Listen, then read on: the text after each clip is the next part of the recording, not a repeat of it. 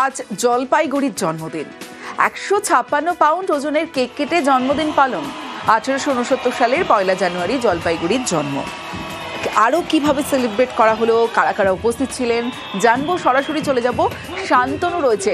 শান্তনু, একদিকে হচ্ছে বছরের ইংরাজি বছরের নতুন বছর, নতুন দিন, আবার অন্যদিকে জলপাইগুড়িবাসীর জন্য একটা খুশির খবর যে আজ জলপাইগুড়ির জন্মদিন।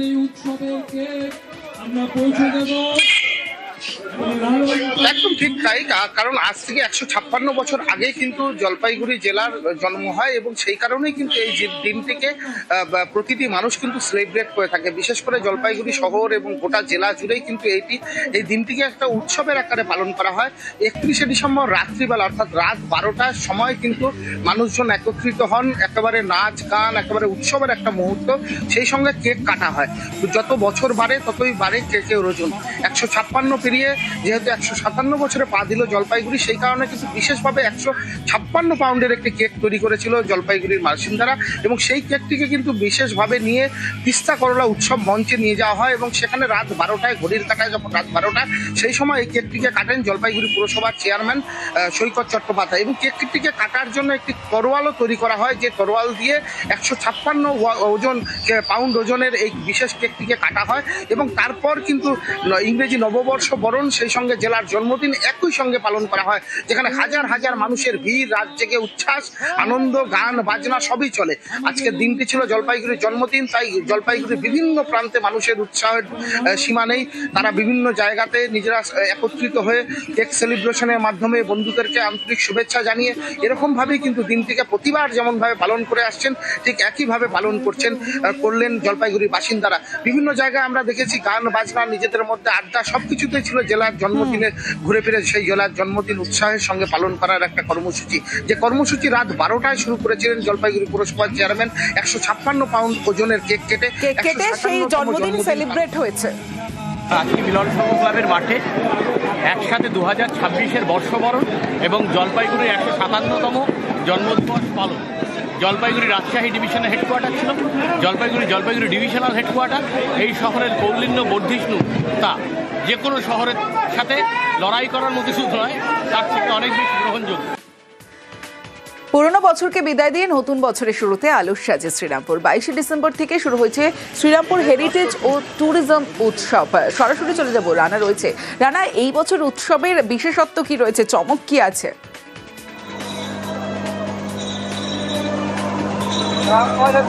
হ্যাঁ দেখো তমস্বী, তোমার বিশেষত্ব বলতে দেখো গত বছর থেকে শুরু হয়েছে এই শ্রীরামপুর যে হেরিটেজ মানে পর্যটন যে উৎসব, সেটা গত বছরও হয়েছে এবং তোমার এবছরও 22শে ডিসেম্বর থেকে শুরু হয়েছে, আজকে তার শেষ দিন। সবচেয়ে আশ্চর্য যে শ্রীরামপুর স্টেশন থেকে এই শ্রীরামপুর কোর্ট, যেখানে মানে মেন অনুষ্ঠান হচ্ছে কোর্ট ময়দান, সেই কোর্ট ময়দান পর্যন্ত কিন্তু টোটাল রাস্তাটা কিন্তু আলো দিয়ে সাজিয়ে দেওয়া হয়েছে। বিভিন্ন খাবারের স্টল বসেছে, বহু মানুষজন পর্যটক তারা কিন্তু এই আসছে। বিশেষ করে আজকে যেহেতু বছরের প্রথম দিন, মানে 1 জানুয়ারি, ফলে তুমি বুঝতেই পারছো যত রাত গড়াচ্ছে কিন্তু মানুষের ভিড়টা কিন্তু আস্তে আস্তে বাড়ছে। পাশাপাশি তোমাকে জানিয়ে রাখি, এই যে 22 তারিখ থেকে যে এই যে পর্যটন যে উৎসব শুরু হয়েছে, সেখানেও কিন্তু মানে পাশেই করে হয়েছে বিভিন্ন বিনোদনমূলক যে অনুষ্ঠান, সাংস্কৃতিক অনুষ্ঠান হয়েছে মঞ্চে। কলকাতা থেকে জমজমাট শ্রীরামপুর বোঝাই যাচ্ছে। বছরের প্রথম দিন জমজমাট সৈকত শহর দীঘা। নতুন বছরের প্রথম দিনে পর্যটকদের উপচে পড়া ভিড়। সরাসরি চলে যাব, পঙ্কজ রয়েছে আমার সঙ্গে। পঙ্কজ, গতকালও আমরা দেখেছি দীঘাতে উৎসব চলছিল এবং সেলিব্রেশন চলছিল রাত 12টাতে, এবং আজকে বছরের প্রথম দিনও তো জমজমাট সৈকত শহর।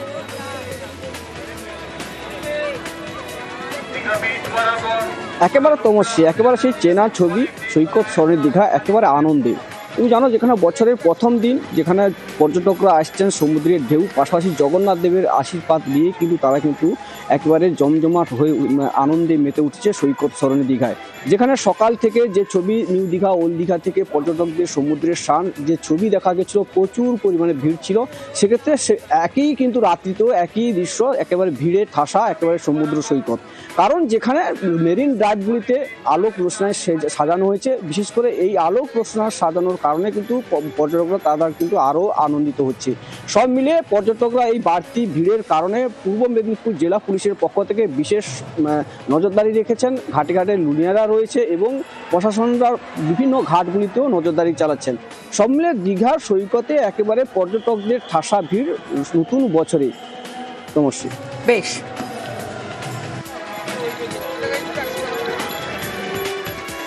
সৈকত শহর থেকে এবার চলুন একটু পাহাড়ে ঘুরে আসি, কারণ জমজমাট দার্জিলিং মল।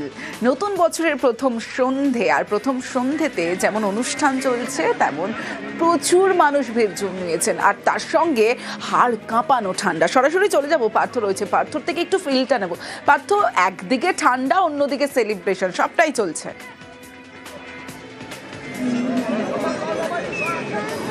একেবারে তাই। দেখো, গতকাল থেকে আমরা দেখেছি যে ছবি, সন্ধ্যের পর থেকে কিন্তু একদিকে যেমন পারদ নামছিল, তাপমাত্রা পারদ যেমন নামছিল, এই মুহূর্তে যেমন দার্জিলিংয়ের 5 ডিগ্রি দাঁড়িয়ে আছে তাপমাত্রা।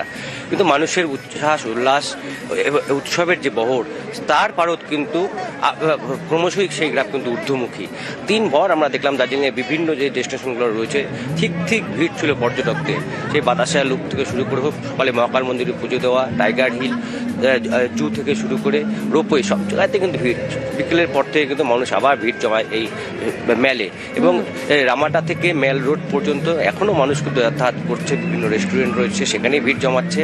অর্থাৎ নতুন বছরটা বাড়ির বাইরে, আর এই ঠান্ডায় শৈলশহরকে বেছে নেওয়া কিন্তু মজা নিচ্ছেন মানুষজন, বোঝাই যাচ্ছে। নতুন জানুয়ারি প্রথম তো আমাদের মায়ের জন্মদিন থেকে আমরা এনজয় শুরু করেছি। মায়ের জন্য গিফট নিব, কেক নিব, আপনজনের সাথে নিউ ইয়ারের সাথে মার বার্থডে সেলিব্রেট করব। আবহাওয়ার খবরের দিকে নজর রাখতেই পারি। যখন উত্তরে এইরকম টেম্পারেচার শুনলেন আপনারা, তখন দক্ষিণে বাড়বে তাপমাত্রা, আর উত্তরে বৃষ্টির পূর্বাভাস রয়েছে আগামী কয়েকদিনে। সরাসরি চলে যাব, ইরন রয়েছে আমার সঙ্গে, ইরনের থেকে জানি। ইরন, হাওয়া অফিস কি বলছে?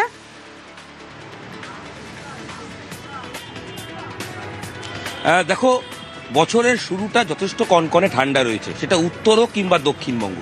তবে আগামী এই সপ্তাহের বাকি কয়েকটা দিন উত্তরবঙ্গের ক্ষেত্রে অবশ্যই তুষারপাতের সম্ভাবনা রয়েছে। তবে দার্জিলিংয়ের মেলে বসে হয়তো তুষারপাত পাওয়া যাবে না, পেতে গেলে আরেকটু উঁচু জায়গায় যেতে হবে। দার্জিলিং সহ 4 জেলাতেই ঠান্ডার প্রভাব বাড়বে এবং ঘন কুয়াশা রাজ্য জুড়েই রয়েছে। তবে যেগুলো কথা বলছিলাম, চটকপুর, মানেভাঞ্জান কিংবা ঘুম, এই অঞ্চলগুলোতে তুষারপাত হওয়ার সম্ভাবনা রয়েছে, সাথে বৃষ্টিপাতেরও সম্ভাবনা রয়েছে। দক্ষিণবঙ্গের ক্ষেত্রে আগামী 2 দিন তাপমাত্রা অল্প হলেও বাড়বে, ঘন কুয়াশা থাকবে, তবে তাপমাত্রা 14 থেকে 16 সেলসিয়াসের মধ্যেই থাকছে। অর্থাৎ সেক্ষেত্রে ঠান্ডার যে আমেজ বা ঠান্ডার যে উপভোগ্য, সেটা কিন্তু চলতে থাকবে। তারপর সপ্তাহের শেষে, আগামী সপ্তাহের শুরুর দিকে সেক্ষেত্রে তাপমাত্রা একটু বাড়লেও পরবর্তী সময় আবার তাপমাত্রা কমবে। অর্থাৎ সব মিলিয়ে উত্তর এবং দক্ষিণবঙ্গ 2 জায়গায় ঘন কুয়াশার দাপট আগামীকাল থেকে যেরকম রয়েছে। উত্তরবঙ্গে বৃষ্টির সম্ভাবনা রয়েছে, বিশেষ করে 4 জেলা, দার্জিলিং, কালিম্পং, আলিপুরদুয়ার, জলপাইগুড়ি, আর তার সাথে উঁচু পার্বত্য অঞ্চলের তুষারপাতের সম্ভাবনা রয়েছে। আর ঠান্ডার প্রভাব, যে ঠান্ডাটা সবাই আমরা বছরের শুরুতে চাই, তাতে অন্তত এটা নিশ্চিত কিছুটা দক্ষিণবঙ্গে তাপমাত্রা বাড়লেও ঠান্ডার প্রভাব থাকছে। ঠান্ডার প্রভাবটা থাকবে এমনটা জানাচ্ছে হাওয়া অফিস। বেশ।